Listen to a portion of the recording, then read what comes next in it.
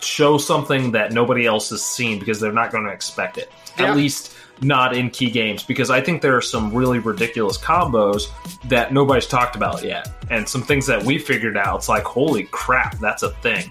And we haven't heard anybody talk about a couple of these things. You probably just double-checked your podcatcher thinking you clicked on Schemes and Stones instead of Tabletop Talk. But this is Craig, and this is Tabletop Talk, and this is a fun episode where I have two guests, Kyle from Schemes and Stones and Kevin from 3 Men in a War Game, come on, and we're talking Malifaux. We discuss a lot of things, including the state of Malifaux 3rd Edition and its launch. We talk about some models that might need some attention, some keywords that might need some love. And we talk about terrain and recommendations from Gaining Ground Zero. Essentially, you get a chance to find out, what 3 podcasters think about Malifaux and some of the hot topics. Enjoy.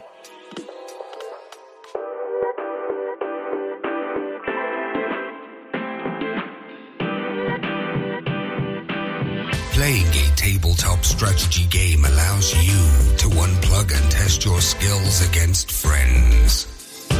Every week, Third Floor Wars delivers useful strategies, discussions, battle reports, and reviews to tabletop games like Malifaux. If you want to get better at the games you already play, or discover the games other people are playing, you are in the right place. Craig and Ray welcome you to the Third Floor and the Tabletop Talk broadcast. Craig here on the Third Floor. Today we have 2 fellow podcasters as guests to talk about Malifaux. My guests are Kyle Bode of Schemes and Stones and Kevin Tschopik of 3 Men in a War Game. Kyle, welcome to the Third Floor. Thanks for having me, Craig. This is long overdue, man. I was on your show, year and a half ago? Something like that. It was right when you were talking about the faux tour and figuring out the details of it. Yeah, we had just kind of started the beta, and it was before 3rd edition leak, and it was fun, though, man. I enjoyed it. I'm going to have to sneak on again at some point. Oh, definitely. Everybody knows you've been goofing around with Malifaux. I'd like to know what non-Malifaux goodies you've been getting into. Well, as we discussed earlier, and Kevin also has been talking about this, is God Tier just came in for both of us today, so I will be messing around with that quite a bit in the near future. Otherwise, that's Steamforge, right? Yes, it is Steamforge. So the same people that make Guild Ball. So yeah, it's the most Malifaux-esque game I've found so far. It's a little bit simpler as far as like things you need to know, but it seems like it has the depth. Nice. And was that was like super delayed, right? It wasn't super delayed. I know there were a lot of people that are very hesitant because of the Dark Souls, I believe, Kickstarter that they did previously. That kind of I just got my Wave 3 and put it on eBay. Yeah. For Dark Souls. Yeah, but there's actually a good story why that all happened, but you can go find that online. But anyways, This one wasn't too bad. It was a few months late, but honestly, like when it comes to Kickstarter, I never expect anything to be on time. Yeah, and I hear like the mechanics are real sharp and clean, and it's kind of built for competitive play. Yeah, definitely. It's very simple. It's kind of like everything has like a positive and negative of the same condition type. It's kind of like distracted and focused, that sort of thing. And there are all these tokens. It's just like, here's +1 move or -1 move. Here's +1 to attack or -1 attack. And that's like the conditions in the game. Nice. Well, cool. So, Kevin, welcome to the Third Floor. I was on your show about a year ago, 3 Men in a War Game. It was Ray and I, actually. We were talking about Malifaux. Now, your podcast is packed full of different games. So, unlike Kyle and I's show, where we primarily focus on Malifaux, I venture out every once in a while to other games, but mostly it's about Malifaux. I want to know what you've been goofing around with. Yeah, that's correct. I am a Renaissance man when it comes to miniatures games.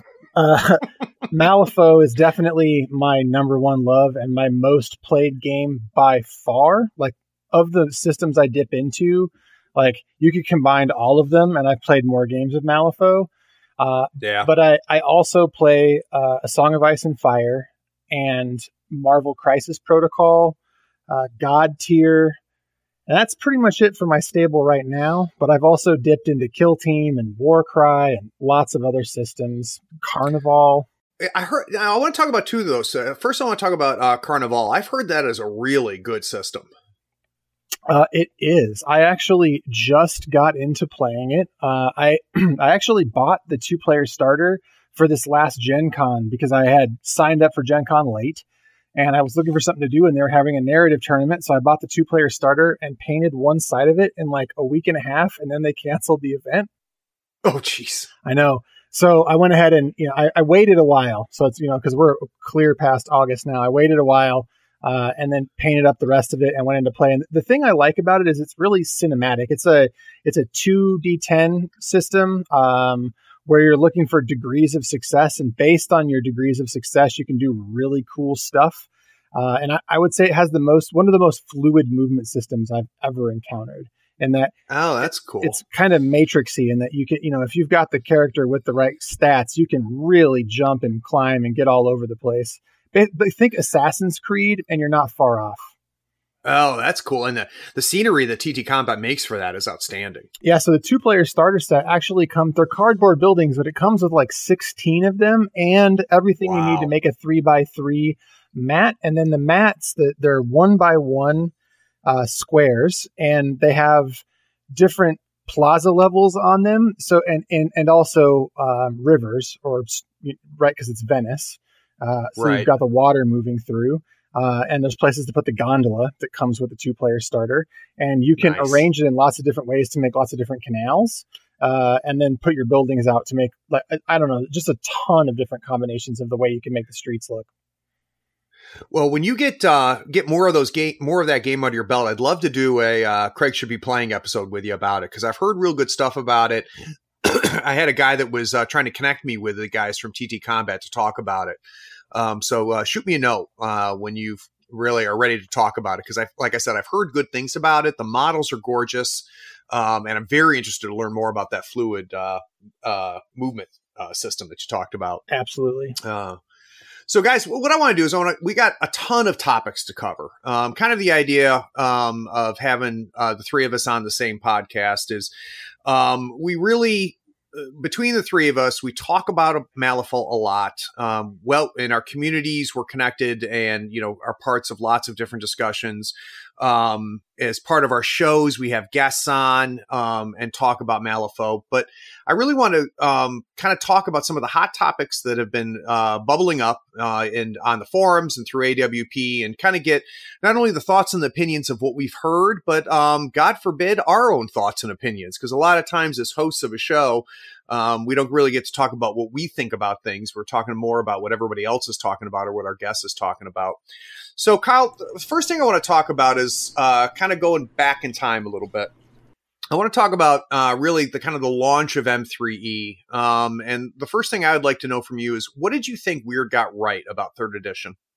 But specifically the game and the launch. Sure. So as far as what went right, I think it's more the game. The launch was kind of messy as far as how that went, the leak and all that. But I really enjoyed how they got the keywords right and how they got that system right. Because one thing that was really annoying about M2E was if you played 10 Thunders, it's like, okay, so you're playing these 6 models and then a master, a totem, and something else that's maybe with that master. Yeah. And keywords kind of eliminated that. At least it seems to have as of now. Now, whether that will change, time will tell. But I really enjoyed that they cleaned that up a lot. I like that they cleaned up how the upgrade system worked, because there were some masters where you had to pay for 6 points of upgrades in order to be effective, while other masters didn't. I like that the master is the card. Like, if you want to add a random upgrade, that's cool, but everything they do is on the card. That just makes it simple to understand. What does this master do? Yeah, I think the one of the goals that they had, and Matt, when he was on the show, talked about this, and boy, I think they knocked it out of the park, is to make the game more approachable. Having done a couple teaching games in both M2E and M3E, it's just the game is far more approachable now because everything is on the card, and the little tweaks they made simplified things without taking anything away. Kevin, kind of what was your thoughts about 3rd edition? In terms of what I think they got right, for me, they they really fixed the only problems I had with the game. And the main issues that I had with the game were how there were multiple abilities that did mostly the same thing, but they were called different things. So you had to know, basically you had to have this encyclopedic knowledge of all the cards, and they've cleaned those things up. Like the execute trigger is a really good example where it's common across a ton of cards now. And if someone says this has an execute trigger, you know exactly what they're talking about because it's consistent. That language is consistent throughout the entire set. And also the improved LOS and targeting rules. I was a very vocal critic of elevation, LOS, and targeting in Malifaux 2nd Edition, despite how much I loved it. And I think they've completely fixed it. I know there's no perfect LOS system, but what we have now in Malifaux, in my opinion, is very good. Yeah, and I feel like this again, the simplification didn't sacrifice the depth or the feel of the game, because that's one of the dangers you have with a new line of sight system, is that sometimes you can take the immersion out of it because it doesn't feel right. But I don't think they lost that at all. I don't think so either. And that's kind of why I think they got it right, is that it lets you stay in the game. It doesn't break the game. There aren't any real circumstances where it doesn't make sense either, right? It doesn't do janky things to the game like the old LOS did. Yeah, and it's not true line of sight, thank God. Right. Yeah. There's that also. Yeah. All right. So now the other part of that, Cody, is I'm going to preface this little segment here first. One, the people that care the most about the success of Weird are not on this show. They're actually in Georgia right now, and they work for Weird. And the only people that truly know and understand the challenges of running Weird are Nathan and everybody else there.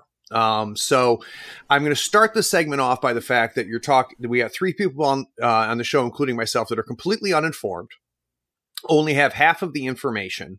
But let's pretend that Nathan called us up and said, "Hey, Kyle, what would be your advice to get things better, to make things better?" So Kyle, where do you think Weird could step up more if they're able to? So when you presented this question, there were 3 things that kind of came to mind.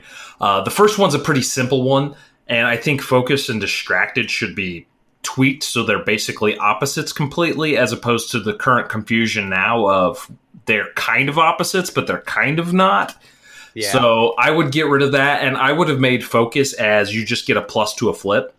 So it's like you can choose, do you want a plus to the attack flip? Do you want a plus to the damage flip? Because the whole idea of focus is, how do you get around strain continents? How do you get around hard to wound? Well, the idea is focus, you could choose which one you had to get, and then distracted would be basically the opposite, where the opponent could say, hey, I'm going to trigger distracted on you now. So now you're going to take this minus to the damage flip so you can't cheat it. That sort of thing. I think that would have made it cleaner. It wouldn't have been that hard to do. Unfortunately, I didn't have this idea during the beta. It didn't really occur to me until after. So hindsight's 20/20 on that one. I was going to say, that actually works really well in A Song of Ice and Fire. What you're describing right there, if you ever wanted to play a game that has that mechanic, that's how it works there. Like, you trigger your opponent's conditions. Yeah, exactly. And I think that would have made it just cleaner. And Focus kind of has some issues with it where I think it's a little too good now. Now, it's not breaking the game per se, but I think it is a little too good overall. As far as other issues, dual masters, I think, are still an issue for me. I think it's starting to come more to the light. And then my final thing is versatile models. I think, and trust me, I understand getting the balance for these things is going to be the hardest thing in the game. But there's that weird, like, how do you make them still get taken, but not so they're taken all the time? Right. Can we actually have a monk crew that has monks in it? Yeah. Yep. No, I agree. But Kyle, taking a step back from just the mechanics piece, is there anything that you wish that them as a company would consider or look at, or what advice would you offer them from a operational standpoint? Anything? From operational standpoint, granted, now this is purely, you have to understand the circumstances that they're in, and not knowing all of those completely, you can't really be sure if this is the correct advice, but I feel like they need to expand a little bit. Basically hire on a couple more people because it's very evident that their workload is pretty heavy for the people they have. And it feels like, I understand they've had a lot of turnover lately because of developers and stuff like that kind of moving on and then new ones coming in. But it feels like they need to fill those holes and then add like 2 or 3 more people to help with all of these processes. Not necessarily just developers, but other people as well. Yeah, I mean, I got to be honest with you. There was a period of time where the turnover was really scary for me. I was a big fan of a lot of the developers that had left. And until I really got to see what condition 3rd edition was in, did my confidence get renewed. I feel like we're in good hands with Matt and Kyle. I don't think I think they've proven themselves distinctly. But to your point, you know, I get the feeling a lot of people are wearing a lot of hats, and it's stretching things thin. But boy, that's real easy when you don't have to pay the payroll. Obviously. Exactly. And it's one of those chicken and eggs things too, Kyle, which makes it tough, right? Because you'd love to see them expand and get bigger so that they could have more of a presence out there. But they need, you know, they need more revenue to do that. So yeah. It's not easy. We know what is easy. It's easy is to give advice on a podcast. That's super easy. Exactly. But well, I think the easiest one I think they could fill is just hire. I know this is very cliche in this day and age, but find a social media guy. Basically somebody that is there to monitor all your social media, to really advertise the game, to go on shows, to help make YouTube videos, to help do all these kind of things like special events that occur, things that get people hyped about the game. Because I feel like Weird and Malifaux in general is one of the best known games that people don't know. No, I agree. There's 2 positions I've thought of, Kyle. One of them was a community social position. The other one is I get the feeling they need somebody who like went to school and knows operations. I think there's some operational challenges that they faced. And, you know, they're not the only gaming company dealing with China that has faced those type of operational issues. But I wonder if having somebody who truly is an expert in logistics could help that. But the big thing for those of you at Weird that are listening to this, you'd be hard pressed to find 3 bigger fans of you guys. So take all of that with a grain of salt and keep in mind, you know, the 3 of us have no idea what we're talking about. Kevin, if you were going to shell out some unsolicited advice to Weird, what would it be? I have a big one, actually. For me, right now in 3rd edition, there's 2 kinds of players, right? There's players that have been in the game for a long time, and there's new players that are coming into the game. And then there's the players like us that are older games that are possible, or older gamers looking to expand their collection because they're excited about 3rd edition, right? So in that consideration, I don't understand what feels like buckshot random release calendar they have right now. There's no consistency among keywords in the releases. So if you're a new player and you're trying to find product, like if I want to play, think of like Mercenary. Right now, there's a loyalty to coin, but the other boxes aren't out. And it's weird to me that rather than spending a month by month, like filling out a keyword or 2, they're just spreading out models. So new players that are coming into the game, it's very hard to direct them into product to buy. So for me, my biggest criticism is that they should really clean up that release calendar to focus more on blocks of products that newer players can buy. I think it's very smart, man. Very, very smart. And that kind of like gets into a little bit of what that operations logistics thing, but also from a game design standpoint too. But it would be nice to say, you know what, for the next 3 months, we are going to release every model for Outcasts. And then, you know, the next 2 months, we're going to fill out every model for Rezzers. Right. Or like a keyword for 3 factions each month. Yep. Right. That would be, I don't think anyone would object to that. I mean, maybe I'm wrong. Someone objects to everything. You know what I mean, right? It's better than just, it's very, like I said, it's very hard now to find a consistent product to recommend to new players. Like I have a guy who just started Von Stuck and he can't get any of the other Transmortis models. Yeah. Yeah, it's definitely a challenge. And, you know, I hope that, you know, by end of summer next year, you know, hopefully we've got all of the the kind of this wave one of third edition is out there. But, obviously, I mean, there's nobody that wants to have product to sell more than Weird does. So obviously there's, some serious challenges happening there. And whether it's challenges that they have control over or don't have over control over, I don't know, or whether it's a human resources issue like Kyle talked about. But it is a bit of a challenge. We've got new players that have come to the game here in North Carolina, and there's frustration that they can't, fill things out. I've got, guild players that, have keywords that are unplayable until some models come out. My example is I wanted to play. I started this edition. I played Bayou Gremlins, right? All through second edition. I mained them every tournament I went to. And I told myself, I always wanted to play Vix and I always wanted to play Colette. And those were the two things that I was going to focus on. And I haven't been able to buy anything for the Victorias. And I still can't find a Carlos model to fill out my performer keyword. So it's rough. But it's that's a time thing, and they'll fix it. It's just weird to me that they would choose not to release full keywords when they have full keyword ranges that were available.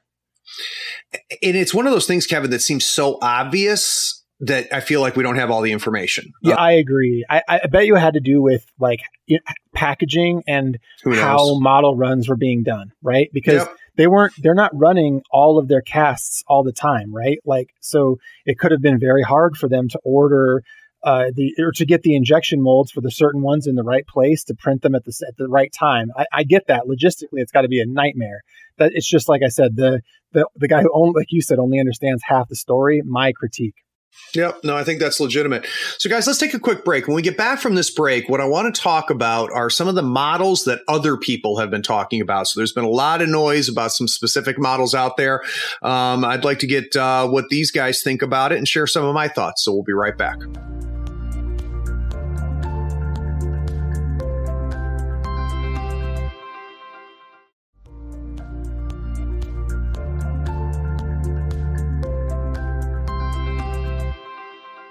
All right. So now that we've given Weird all the advice they didn't ask for, let's talk a little bit more about specific models. Now, on any given week, on any given month, or whenever there's a big tournament, new results come out, there's a whole bunch of noise about a master or about certain models. If you've listened to this podcast, I've been guilty of this. There's certain models that I won't shut up about. But I wanted to talk about some of the ones that are the noisiest. So Kyle, let's start with you. What do you think for you is a model that people are talking about that you happen to agree is potentially a problem? Well, by itself, I will go with this answer because this is probably the less complicated one. And we'll just say Shenlong. I think we're starting to see which masters are quote unquote above the curve.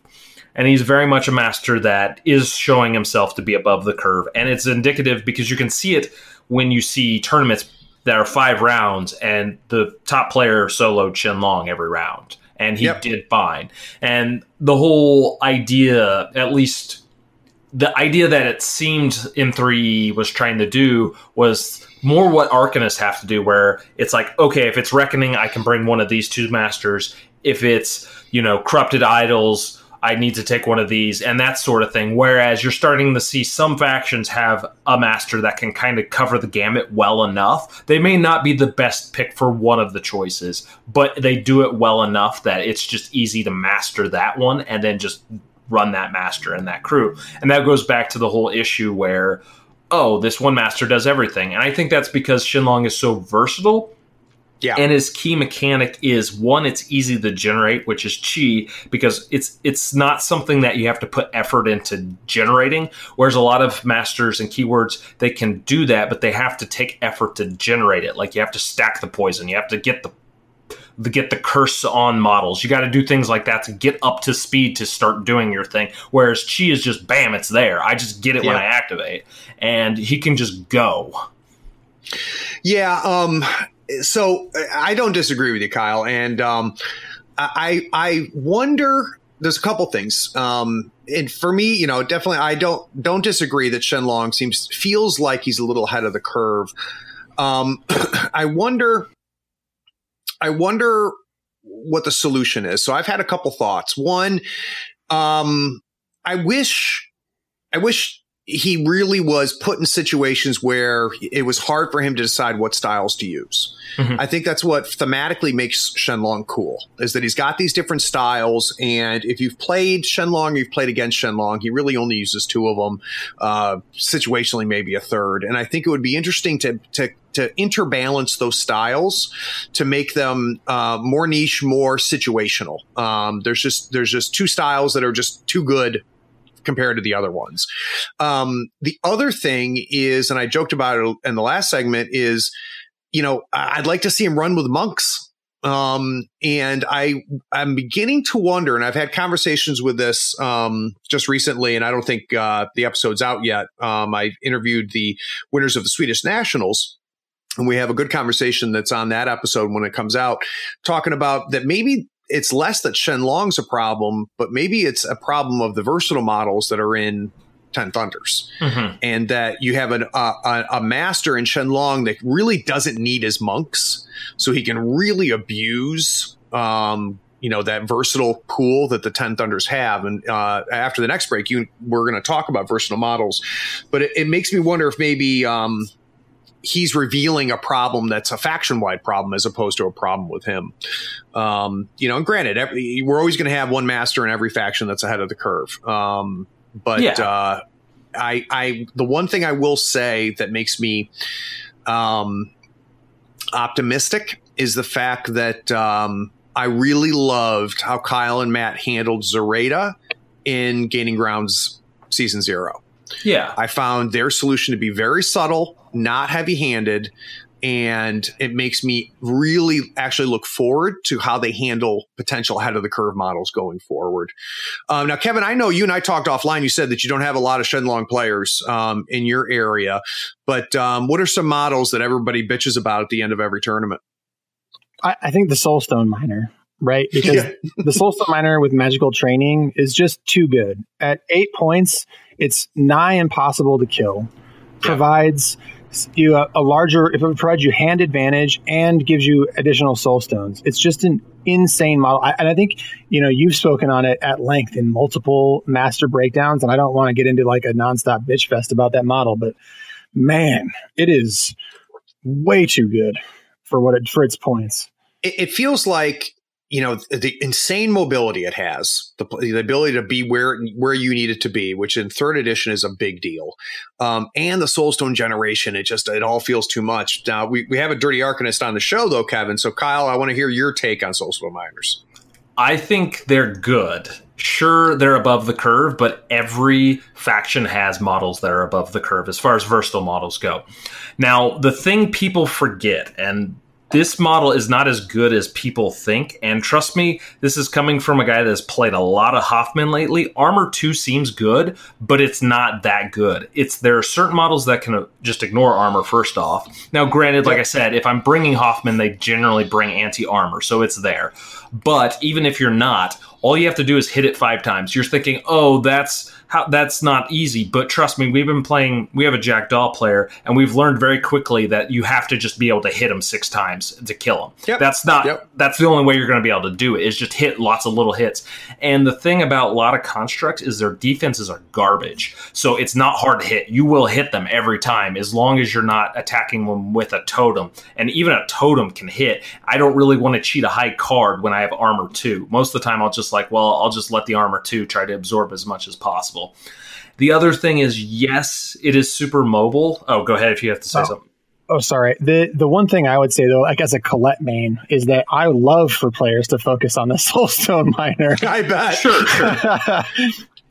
Sure, but the thing is, too, you got to think about it. Like, you're playing, especially if you take 2 and magical training on them, you're basically playing 14 stalls down for 2 or 3 rounds. And most people don't think about that, but I've done it where you bury them immediately. Sure, they're generating a couple extra soul stones and they're generating the extra card, but the extra card, I would put that on any other model too. And a lot of times I don't even put it on the miner. I put it on something that could actually use the defensive buffs because it's going to be getting attacked. Something that's not going to be immediately killed, at least.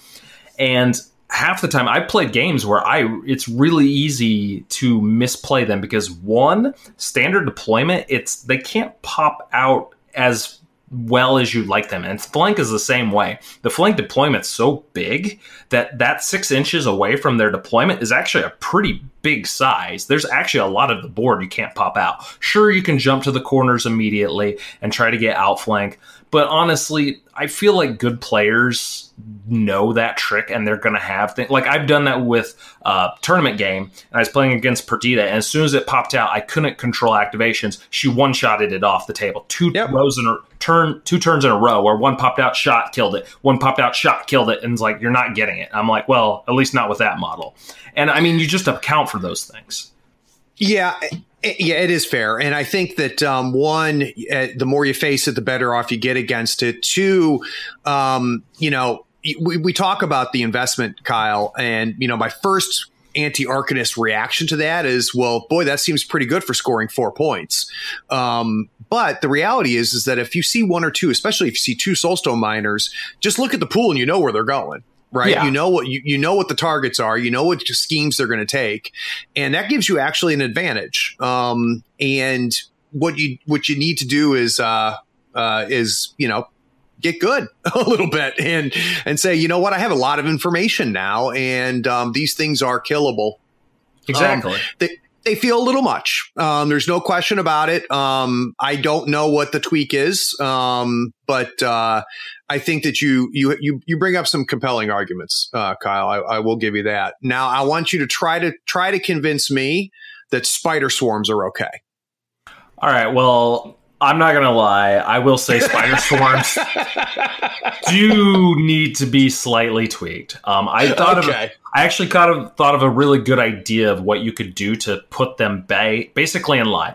Now, I will say, I will put one caveat. People completely complain about them, and especially the Arcanist models in general, I think a lot more than the other ones, even though I think other factions have models that are just as problematic. But The reason why is because Karis is really popular in a lot of metas, I've noticed. For whatever reason, I just don't play Karis right now. And Karis has like 5 keyword models, and 2 of them suck. So she has to bring versatile models, and those are the best versatile models. So yeah, you're going to see 3 or 4 of those in her crews because her other keyword models suck, and she only has 2 other ones that are worth taking. So yeah, where else? I mean, you're not going to spend a bunch of tax points, maybe 1 for 1 model. But as far as the swarm, the only issue I really see with them in comparison to like being above the curve is their onslaught triggers built in. Exactly. The easy fix is you could give them a different trigger built in, like say give them a ram built in, and there's only 1 ram trigger, and the trigger is, it could simply state, after succeeding, the next attack gets a mask built in. Yep. So you have to hit the first one, and then your second attack can get a free onslaught or something like that. And then you still get 3 attacks, but it lowers the abusiveness of it. Or shit, I like that idea. Just build in the ram and give him critical strike. I'd be okay with that, and that would be huge. I agree. It's the built-in onslaught that's really disgusting. I think it being versatile could be something that could be thought about. I think making it augmented would be interesting. Well, people don't know how to play against spider swarms too, and I will say this first off, and some of my players have learned this very quickly.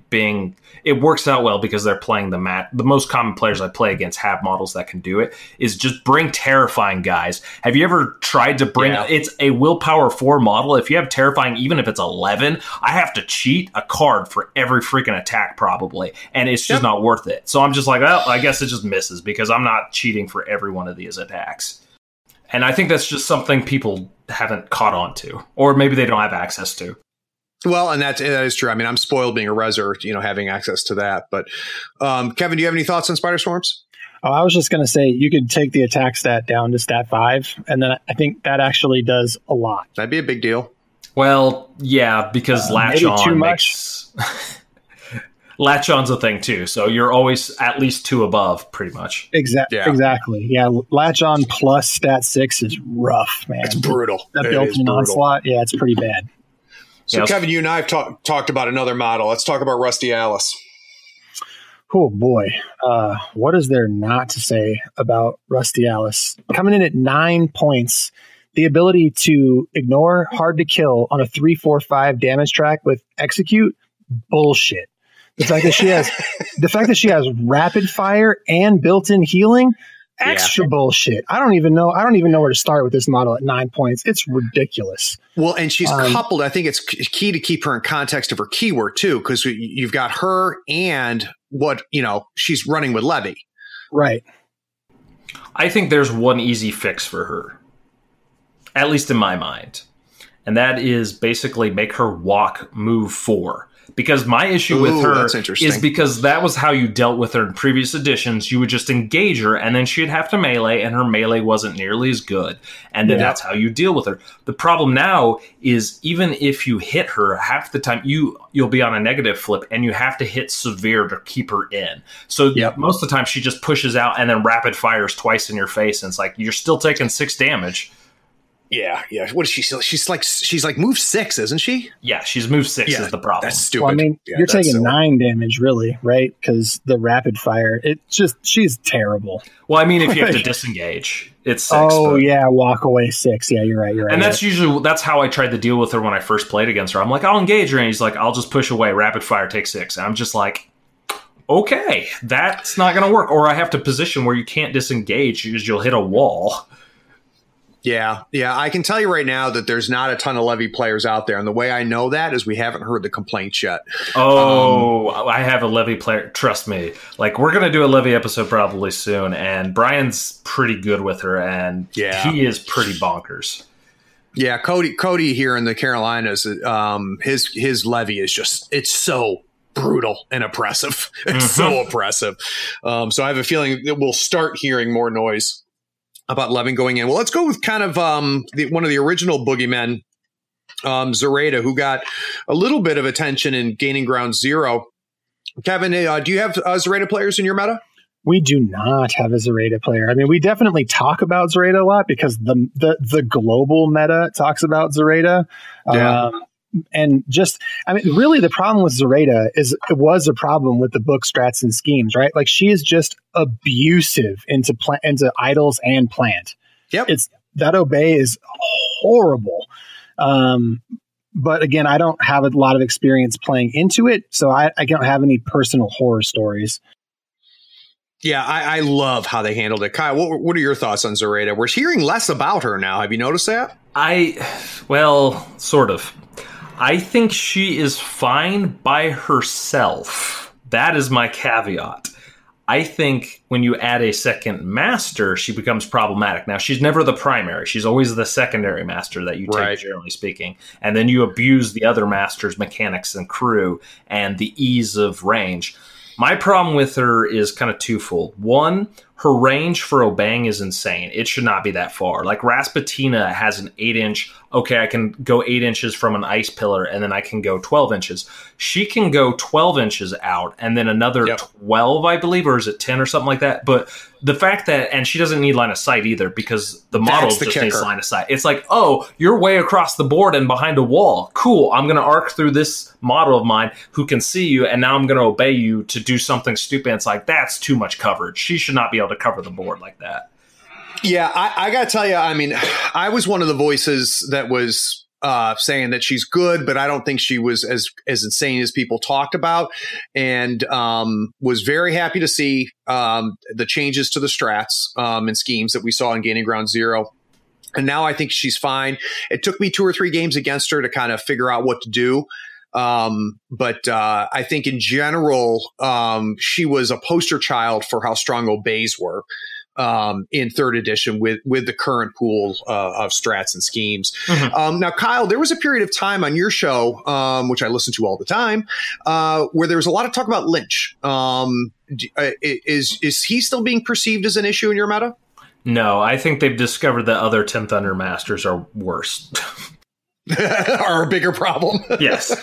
I think he's good, but I think there are just other masters that are better than he is. And I think that's a testament to how powerful the 10 Thunders masters are overall. Yeah. I'll talk about Lynch a little later in context of another model, but yeah, he is still, like, on the top of a very, very good heap, though. Like, right? Like, if you think about he's in the better 10 Thunders Masters, and he's just really good. He's still like middle of the pack, though. which says a lot about the faction, right? Thunders, Yeah, definitely. Well, guys, let's take another break. When we get back from this break, I want to talk about just the opposite, which is, are there certain keywords or models that we think need a bit of love, or a little bit behind the curve? We'll be right back.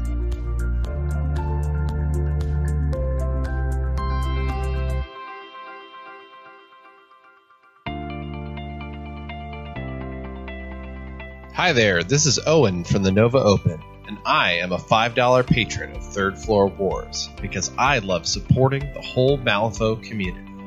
I want to help Craig and the whole Third Floor Wars team continue making the fantastic content that gets me through my daily commute.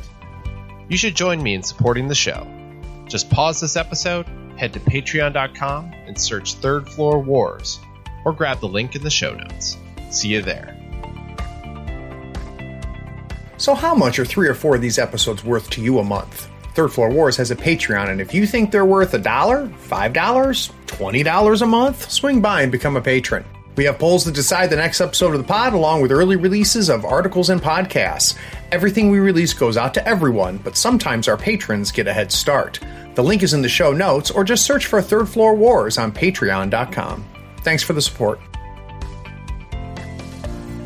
I want to give a quick shout out to the people that joined our Patreon in December. Matthew McGill, Larry Staffelt, Ben Dunstan, Lee Osterhound, Andres Schwartz, Matthew Peterson, Jacob Nix, Jonathan Kelly, Richard Walters, Mike P., Nathan Howe, Craig Chuba, Alistair Kunif, Decca Goody, and Adam Rogers. We appreciate it, guys, and we look forward to an exciting 2020.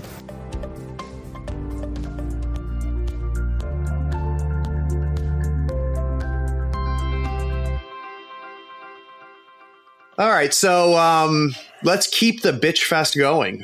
We talked about things that maybe there's that have a lot of noise and some potentially ahead of the curve models, and I think some clever ideas on little tweaks that can happen. And I will say, I hope that when we get the first errata, that everything we see are little. I thought some of the adjustments made in second edition were a little heavy-handed. I don't think there's anything indicating that Matt and Kyle are going to be heavy-handed, which makes me happy, because I don't want Shenlong going from being the flavor of the month to he's never played. But I do want to talk about some models and keywords that are maybe behind the curve a little bit. So, Kevin, are there any models or keywords that you think might need some attention? Yeah, and I want to actually make a declarative statement before I get into this, in that I don't think any of the keywords are inherently bad. I think there are just some keywords that are better than others. That's the first thing. And also, I think there are, like you covered in your Seamus episode, there are some that we just don't necessarily understand maybe what the designer's intent was, and nobody's quite figured out how to make them work properly. Yep. And I'm going to come out and say this as a non-Neverborn player, looking at the Neverborn sort of, if you look at the tier list of Neverborn Masters, I think that Nephilim is a keyword that needs a little love. On paper, they're very strong, right? They have horrific attacks, especially Nekima. She is horrible to deal with. But if you think about the keyword as a whole, they're supposed to operate as pack hunters. And as pack hunters, it sort of puts them in one spot on the board, and it makes them very, very good at killing, but they're also sort of the traditional glass cannon where they can fall pretty hard to focused fire. And also, I think they have maybe the most bad matchups of any single keyword, because despite the fact that they have the Black Blood Shaman and they have some corpse generation, if your opponent is playing Mei Feng, Von Schill, Levi, Hoffman, Tri Chi, Asami, Von Stuck, like any of those masters, you're not getting corpses to use your grow mechanic from killing enemy models, which is what your crew wants to do. So I think some of their like in keyword synergy can be broken up just by merit of what your opponent plays. And I think based on scheme pools too, it can be hard to play them into certain scheme pools, and that's keeping people from maybe playing them more. Yeah, I think that you've got a couple things. One, she doesn't have her totem out yet, so you're not seeing, I think that's preventing a lot of people from playing her. I've seen Nekama on the table, and in the right hands, we've got a local here, Daniel, that is so good with her. But you are correct, Kevin, that she has got some really bad matchups, especially range. Range can just tear her up. But it's going to be interesting if anything happens with it, because she's got some, I mean, mature Nephilim are really good. And she is really good. Oh, yeah. Yeah, she's great. Her supporting models are great. Like I said, I don't think this is a matter of her keyword being bad. I just think, like, when we were talking about that there shouldn't be a keyword that can be an all-comers keyword, she doesn't have one. She's a purpose-built master. If you have a killy pool and you've got the models, by all means, play her into it, right? Because she can handle business. But I just think there are some pretty glaring weaknesses when you look at her in comparison to other masters in Neverborn. I think your point about matchups, Kevin, was the best point, is that she's got too many bad matchups. So I definitely can understand that. Kyle, what is the keyword that you think needs some love? I honestly am kind of the opinion that I don't think anything I have ran into so far has been like, wow, this is just bad. It seems like everything I've ran into, I'm like, okay, I can see where the potential is. Yeah, sure, it may not be good at this scheme or this specific strategy, but I feel like that should be how it is. I think every master should. Yeah, every master should have like a strategy or two that they're kind of bad at. And that's when you don't take them. That's when you take your other master that's good at that sort of thing. So you're playing the faction and not just the master. That being said, like, being an Arcanist player, I look at all of them and most of them have their place. I think some are definitely a little weaker than others, but that's an easy fix. I feel like, one, you could just change some of the strategies around, or two, just give them a little bit of boost by adding like a model or two that are maybe a little above the curve, and that could fix the whole problem. So honestly, I don't have much to say. There are bad matchups, but we can get into that a little bit later of how the game is a lot. I've discovered, especially in recent tournaments, how paper, rock, scissory the whole declaring master game has been, as we predicted on my podcast that it would be. Yeah, do you think do you still think that's a problem? I don't necessarily know if it's a problem. It could just be seen as like, this is how the game is played. Yeah. Because, for example, the last tournament, we went to Minnesota to play in the Renegade Open, and 4 of us went up there, and we ended up playing on the top tables. Spoilers. It was 2 of us on the first table and 2 of us on the second table. And since we knew each other and what we played, like, basically the guy who won specifically, he guessed what the other guy was going to play, right, and then he teched hard against it, and he won because he had a tech piece that he's like, I know exactly what you're going to do, and I'm going to tech against it specifically because I think this is going to work and you haven't seen me do this yet. And that's how he won. Yeah, and there's not a whole lot of ways around that. I go back and forth on it. I could see removing that master declare from it could really cause some problems too, because of the amount of bad matchups that can be generated. Mm-hmm. I will say, taking a step back, and you don't hear me say nice stuff about this faction very often, I think that Arcanists are a really good poster child of where I would love to see all of the factions end up. Because I agree with you, Kyle. I don't think you have a bad keyword. I think you have keywords that are better at some pools than others, which is good. There's not a single keyword in Arcanist that if I find out someone's playing that keyword, I go, well, they don't know what they're doing. You look at something even like Ironsides. Ironsides is good. And she's got her place.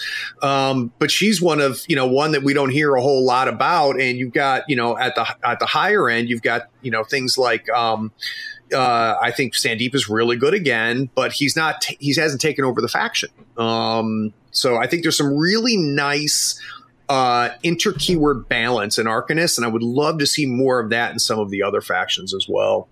Yeah, definitely. So mine is Reva. Being a Rezer. My thing with Reva is she's confused. And I'm not going to spend a whole lot of time on this, but if you go through and you read her cards and you look at the mechanics that are built in, the keyword abilities, they are, not only are they scattered, there's like 2 or 3 things she's trying to do. When you actually get it on the table, it's even worse than when you're just reading it. And you're forced into some very fixed activation orders. You have to try way too hard to try to pull off what you think she was designed to pull off. And she doesn't feel like Reva anymore. And I would be okay with, her being different than she was in 2nd edition, which was this reach out and hurt you master, and really was kind of, the damage danger that she was in 2nd edition. It'd be fine if that's not what she does now, but I quite frankly don't know what she does now. I don't understand it. And I'm not asking that she should be made better. I want her to find a place in the faction. And right now she has no place in the faction because I really don't understand what she's trying to do. I love her. I love the alt model. I want to play her more. So I'd like to see some attention there. The other, Craig, I tried. Did you? Yeah, I played her in the beta, and I complained about how bad she was. Oh, did you? Well, I appreciate the effort. It just seems like there was a couple things being tried, and then some focus was lost in the translation. And from my understanding, Kyle, there was kind of some last minute stuff that was thrown in right at the end there that kind of confused things even more. Yeah, I played Rezers throughout all the beta and stuff like that, and I played her a lot because Reva was probably one of the more staple masters I played when I was in my year of Rezers. Yeah, and she just, part of it was like, okay, she's not what she used to be. She used to be overpowered, admittedly. Yeah, she was good, but they took her too hard the other way. And the same thing with the pyre markers. I'm like, what are you trying to do with this? Like, it makes no sense. It feels like. I feel like she has abilities on her keyword that just don't do anything. Well, and kind of part of my problem, Kyle, is that she doesn't, like, from a fluff perspective, she doesn't make sense. I think there's an opportunity to take a step back with her and make her the zombie master. If you look at her in the fluff as kind of the champion of the undead and stuff, not necessarily make her a summoner, but maybe somebody who really utilizes mindless zombies. Maybe that's a place where she could be found, or I don't know. There's something there. It's possible there. I'd like her to feel like the fluff a little bit. I'd like for her to find a place, I guess. Sure. Is what I'm saying. And that could be one of those where they take a step back and maybe they update a keyword and they're like, this is a keyword that just needs fixed. So let's just fix this as one of the big errata fixes. Yeah, I would love, the other thing I'm real anxious to see next year is, what kind of moves we see from a Dead Man Hands perspective. I love the idea, and I can't remember who was on the show that mentioned this. I think it might have been Jamie Varney. Is literally take a keyword and rotate it out. So one keyword out of every faction, just throw it into Dead Man's hand, and then have it come out a year later as something completely different, completely redesigned from the ground up. When I had Mason on the show, I asked him about that, and he said it wasn't something that they wouldn't consider doing. Yeah. No, I would like it, and it would help with bloat as well. So, guys, let's take another break. I want to talk a little bit about Gaining Ground Zero and kind of what we saw there, what the thoughts were, and especially what we hear about terrain. So we'll be right back.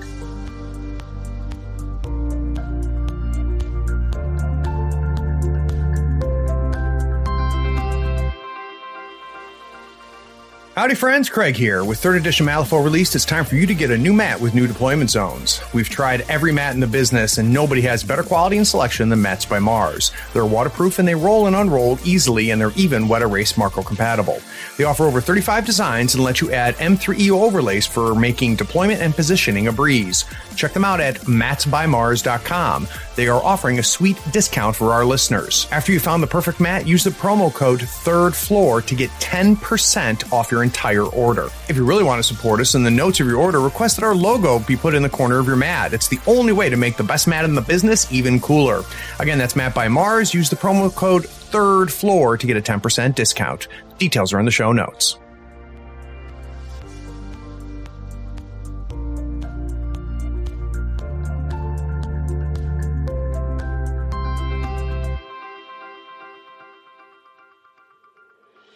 Howdy folks, Craig here. Now if you love gadgets as much as we do, you're going to love the new Third Floor Wars Gadget Bundle from Schooner Labs. Branded with the logo of your favorite podcast, it comes with 2 measuring multi-tools, a compass stepper for those tight and important movements, along with a compact dashboard to track your turn, strat, and scheme scoring along with your soul stones and pass tokens. It is the perfect bundle for anyone who plays Malifaux or just wants to look cool while doing it. The link is in the show notes. Check them out and help support your favorite gaming podcast.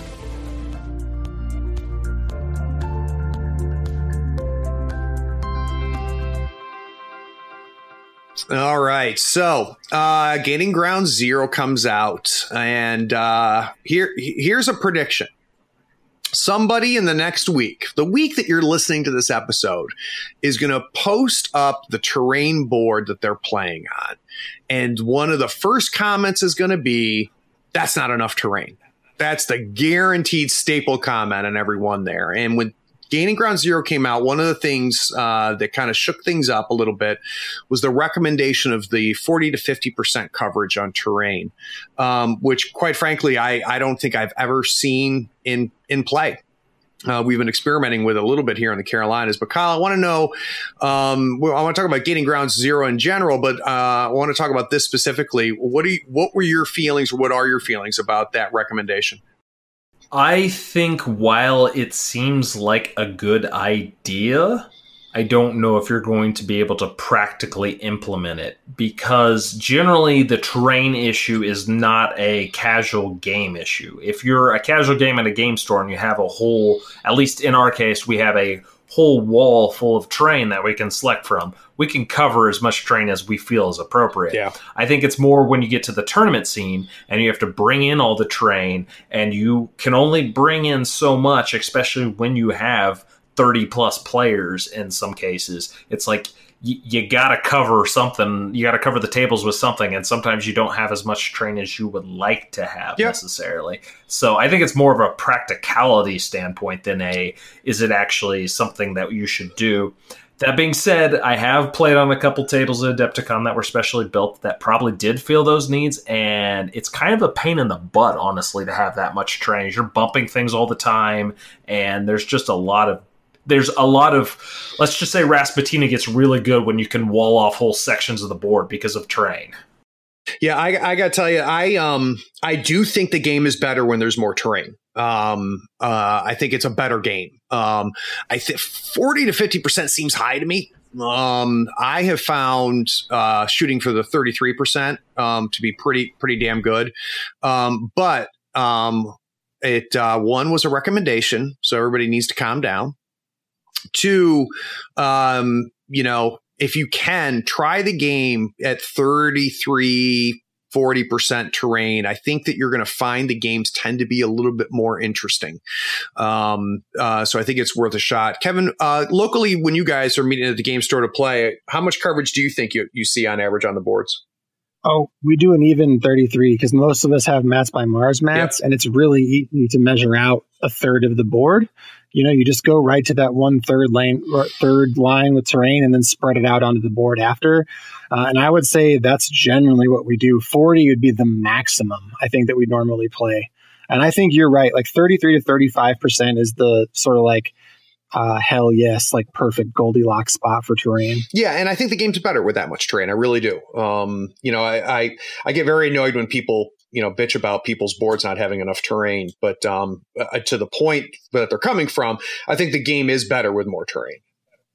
Yeah, and as a Ulix player with a lot of 50 mil pigs, I appreciate having some lanes to walk them through. Yeah. Yep. I think the other thing was nice too in Gaining Ground Zero is they did talk about making lanes at least 50 millimeters, which I thought was an overlooked point that kind of helped with that as well. Any other hot takes from you, Kevin, as far as Gaining Ground Zero? Were you anything in there that you liked? Things you hoped you'd seen, didn't see, or what was your feelings when you read it? I liked the slow play rules, or the slow play suggestion. I'm not very hard on slow play, and I never will critique another player on it, but I like that they included it so that people are thinking about it at least. Yeah. I as a hobbyist, I appreciated the proxy and conversion section in that you are allowed to use 50% non-weird stuff. If you want to do crazy conversions and sort of let your flag fly, you can do that. I think that the game itself is great, right? Yep. Like the strats and schemes they chose. I really like the way they suggested the round formats, the ringer, the buys, all that. But for me, like that hobby aspect really shines for me in a way that they want to be accommodating to all comers, right? They want as many people playing the game as possible. And I think they took the right steps with the hobby stuff. That actually makes me think of something, Kevin. And that is time. On average now, what turn are you guys getting at through on your tournaments? In a 2-hour game, I would say turn 4 is probably the average. And do you think that's an issue that if we keep it at 2 hours, you'll eventually get to turn 5 as everybody gets more familiar with it? Or do we need to take a serious consideration of going to 2.25, 2.5? I think 2.25, 2.5 is actually the right answer. It's such a complex game, and there's no real good way to handle a death clock in a game like Malifaux. So I think just giving a little bit more time for the rounds is probably fine. And maybe you just have one less round. Instead of 5-round tournaments, you do 4. Interesting. Okay. Yeah. And that's where you make up the time. Yep. Yeah. How about you, Kyle? What are your thoughts about as far as, tournaments, games only going to turn 3 and turn 4? From my experience, 4 does seem to be about where tournament games end most often, unless it's an extremely killy pool or it's a blowout. But the blowouts usually are done within like 20, 30 minutes in those cases. So, like my recent tournament, we had 2-hour, 15-minute rounds, I want to say, something like that. And I only finished one of my games. Yep. Like the other 2 went to turn 4. Now, that being said, I feel like at least they were at a point where it was like, okay, I feel like it was very clearly this person was probably going to win anyways. So I'm okay with how it turned out. Unlike the tournament before that was kind of unfortunate. It was one of those where it's like, I feel like we really needed to play another round to figure out who was really going to win this, because at this point it was not decided.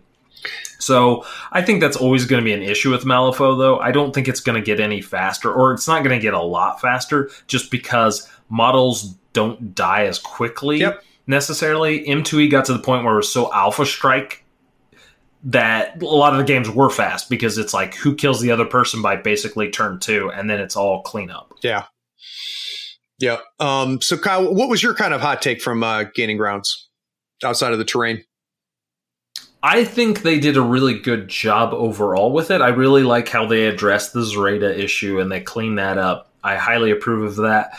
I like that they added a bunch of options of like alternate play styles. I it's like loved here that. Are a bunch of things. My only complaint is while I like that they kept flexibility and openness to it, I really wish they said if you're going to play like a ranking system, like a Faux Tour, and this is something Faux Tour maybe we'll have to figure out since Weird's not going to do it, is make a very standardized, this is the tournament format. This is like, here's a bunch of options of how you can do tournaments. Do it the way you want to. These are all cool things. but this is like a specific, like a champions format. Right. And this is, if you want to play, and if this is going to be our grandiose, we're going to play and have a national ranking system, you play the championship format, which is very specific in this is what's allowed, this is what's not allowed. Yeah, we've been talking a lot about it. So recently we updated the website after the Gaining Ground Zero, and we're going to allow everything but team format. So 50 soul stones, all the different formats. And that might change, Kyle. That could change, when we get to season 2, season 3 of the tour. The one thing, and I'd be interested to know what you guys think about this, the one thing that we're talking and considering is using a band format for Masters. So the idea being is that, we're going to have hopefully 32 of the best players in the country all coming together and playing. And that, the one downside to the band format is it really hurts new players or people that don't have a lot painted and a lot put together. But there would be an expectation that if you're one of the best players in the country, that you would have at least 3 keywords with you to go there. What do you think about that idea, Kyle? Do you think that would be a neat format for Masters? Well, it depends on are we talking about how the Gaining Grounds talks about ban, or are you talking about when you go to the table, they can just outright ban a keyword? Oh, no, I'm talking about because those are different. Yeah, the way they do it in Gaining Grounds, which is after declaration, master declaration, you can pick a keyword that's not shared with that master and ban that from the list building. So my take on this is, while it would help, what it's going to do, and this is not necessarily a terrible thing per se. It's basically inspiring innovation. It's for people to basically find weird combinations that people don't know about and don't talk about, and basically bring them to that championships tournament and show something that nobody else has seen, because they're not going to expect it. At least not in key games, because I think there are some really ridiculous combos that nobody's talked about yet. And some things that we figured out, it's like, holy crap, that's a thing. And people, we haven't heard anybody talk about a couple of these things. And those are when you'll start seeing those pop up. And at that point, it's like, who has the best gotcha? Is that what the tournament is going to be decided by? Not necessarily, but that could be part of it. And I don't know if I necessarily like that idea. Yeah, me neither. I mean, we talked about making it singles as well. But, to your point, though, Kyle, if we're not going to make the season restrictive in the quote unquote championship format, which I think is a good term, then maybe the championship shouldn't have restrictions. Right. So I don't know. That's interesting. I mean, Kevin, do you think that we should put some restrictions or just kind of let things go for Masters? I think at least for this initial season, just letting things go is cool. For me personally, I really like fixed pool as a tournament style. But I don't know if that works well for championship level play. Yep. No, that's a good point. One I hadn't thought about either. I think we got to play it out, right? It's going to be the first one, and we'll get a feel for it. You got my wheels turning though, Kyle, because I think that whatever we end up doing for season 2, we need to make it consistent. Which is, for it to be scored, your tournament needs to be this format, because that's the format of Masters. Yep. No, I agree. Well, gentlemen, as you guys currently host the 2 podcasts that are always at the top of my list when they come out.